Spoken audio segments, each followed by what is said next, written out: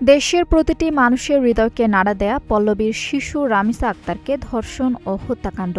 আসামি সোহেল রানা ও তার স্ত্রী স্বপ্না আক্তারকে মৃত্যুদণ্ড দিয়েছে আদালত। প্রথমে ধর্ষণ ও পরে শরীর থেকে মাথা কেটে বিচ্ছিন্ন করা বিকৃত মানসিকতার খুনি সোহেল ও তার সহযোগী স্ত্রী স্বপ্নার বাড়ি নাটোরের সিংড়ায়। এ হত্যাকাণ্ডের বিচারে অভিযুক্ত দম্পতির সর্বোচ্চ সাজার রায় মেনে নিয়েছে সোহেলের পরিবার।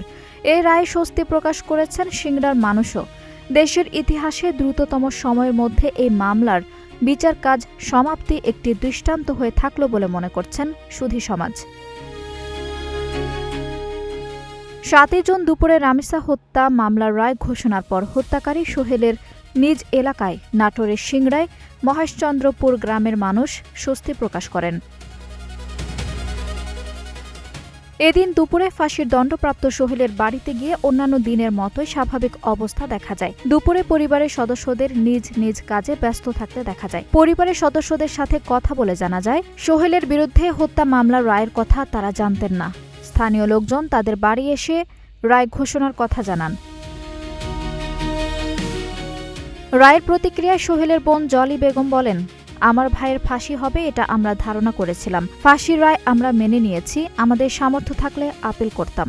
আপিল চাবো বা চাইছি, আমার তো টাকা পয়সা নাই যে আমি যা আপিল করতে পারবো, কিন্তু এটা বললে কি কোনো ফায়দা হচ্ছে কি? আপিল আমার করার দশা, আমার টাকা পয়সা নাই, কিছু নাই। এখন যদি সরকার খরচপাতি দিয়ে যদি ভালো হবে। সোহেলের পিতা জাকির হোসেন ও সোহেলের মা সাজেদা বেগম বলেন, আমরা এতটাই গরিব যে আপিল করার মতো টাকা আমার নাই। সরকার আইনজীবী দিলে আমরা আপিল করব। আমি আপিল চাই, আমার সাল বাড়িতে শুকাইছে, আমার সাল নিয়ে যে সাল নিয়ে করে কিনে খাই। আমার বেটা যদি আল্লাহ হায়াত দারাজ করে আপিল করে যদি ঘুরে আসুক।